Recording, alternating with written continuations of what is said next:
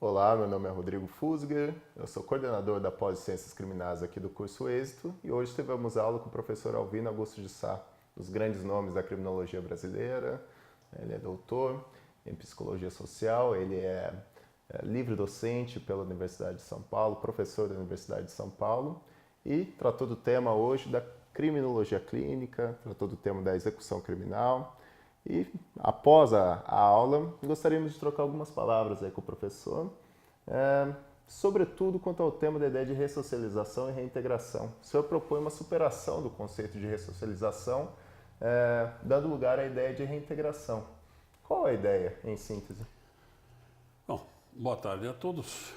Eu trabalho com esse conceito de reintegração social, que aliás já vem de Alessandro Barata.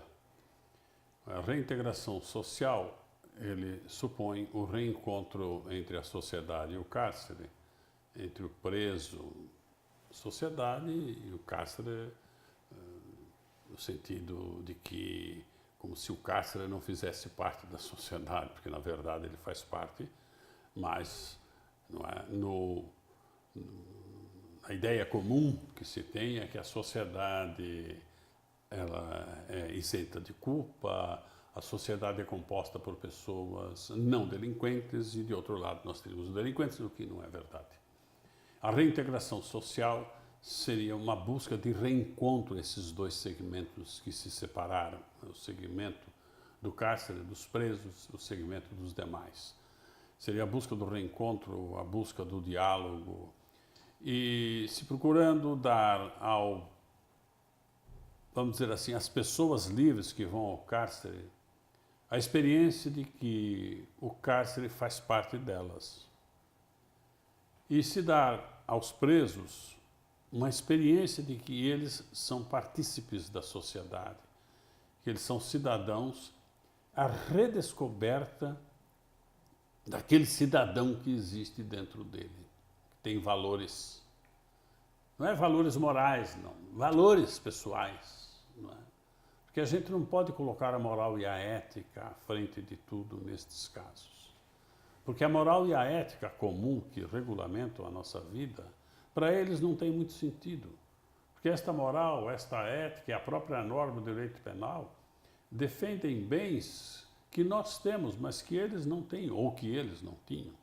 Então, se nós colocarmos a moral, a ética, as normas sociais à frente de tudo, o que é a ressocialização, para eles isto perde o sentido.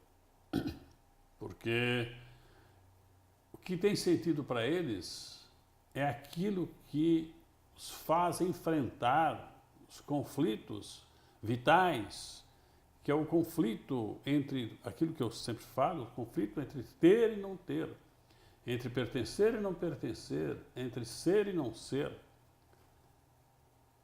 E eles, dentro da criminalidade comum, não vou nem dizer da criminalidade de homicídio puro, homicídio né, só como tal, nem de crimes sexuais, mas da criminalidade contra o patrimônio, principalmente, e também a criminalidade de tráfico, que são esses tipos de crimes que povoam os nossos cárceres, na grande maioria. Esses tipos de crimes que eles praticam, eles visam superar esta condição de pertencimento. Então, eles passam a pertencer a um grupo, passam a ter dinheiro, passam a pertencer a um grupo e passam a ser alguém dentro da caminhada do crime. E a reintegração social é uma oportunidade deles repensarem esta caminhada, esta experiência de ter, esta experiência de pertencer, esta experiência de ser. E redescobrir que dentro deles existe um cidadão que tem valores, que eu falo não são valores morais, só éticos, não, são valores, capacidades, qualidades socialmente muito valorizadas. Então eles redescobrirem que dentro deles existe isto. E há uma defesa da parte deles em aceitarem isto. Há uma resistência. Por quê? Porque há uma força dentro deles que os orienta num outro sentido de identificação com o crime, de adesão àqueles grupos, porque foi graças a isso que eles estão sobrevivendo, não é?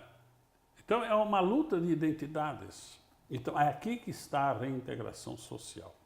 E quem vai ao cárcere também encontra dentro de si experiências diferentes, encontra uma outra leitura do crime, do cárcere, e certamente se identificando em muitos aspectos com aquelas pessoas que estão presas.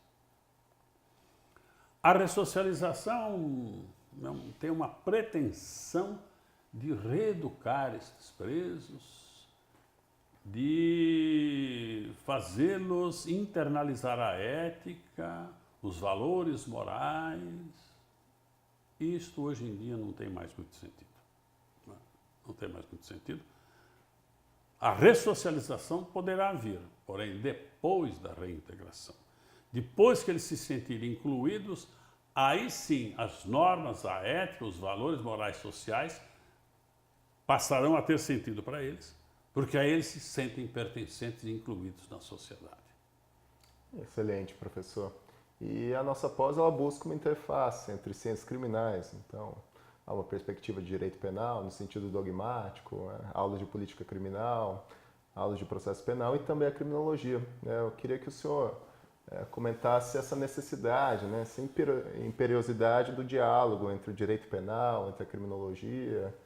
De que forma o senhor enxerga isso? Sem dúvida, principalmente entre a execução penal e a criminologia clínica. Não é? Deve haver um diálogo perfeito, e entre o direito penal também. Entre a execução penal, sem dúvida, quando você passa a compreender o preso, o interno, o encarcerado, de uma forma diferente, como pessoa, não é? E abrir o cárcere para a sociedade. E buscar abrir a sociedade para o cárcere. Buscar esta aproximação. E esta aproximação só é possível na medida em que a individualização da execução, a individualização da pena, se sobrepuser à segurança. Esta sobreposição da individualização à segurança é uma medida mais do que necessária, é um pressuposto vital. E se baseia exatamente nesta nova compreensão do preso como pessoa, na necessidade dele se integrar com a sociedade. Não é? E o canto que se assiste é o contrário, é a sobrevalorização da segurança no cárcere, em detrimento da individualização. E quando eu falo em individualização, eu não me refiro somente à progressão de pena, mas a todas as medidas dentro do cárcere, providências, que propiciam o crescimento pessoal do preso, que propiciam uma abertura do cárcere.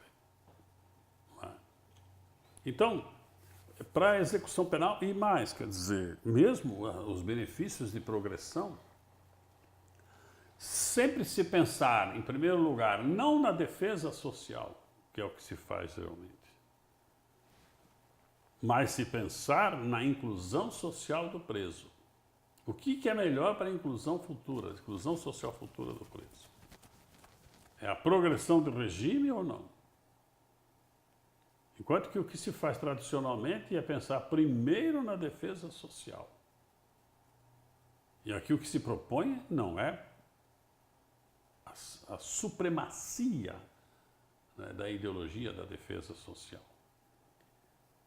E quanto ao direito penal, eu diria que a grande proposta da clínica, da criminologia clínica, seria um incremento cada vez maior das penas alternativas. Até mudanças legislativas, se fossem possíveis. Não é? As penas alternativas seriam sempre as mais indicadas.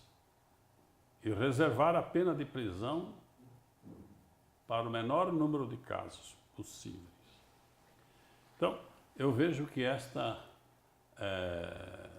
seria já uma aplicação muito importante. E a outra sempre talvez implique a mudança legislativa, mas pode ser uma mudança também na mentalidade do juiz, que é o seguinte: quando for impor uma pena ao indivíduo, pensar não na punição,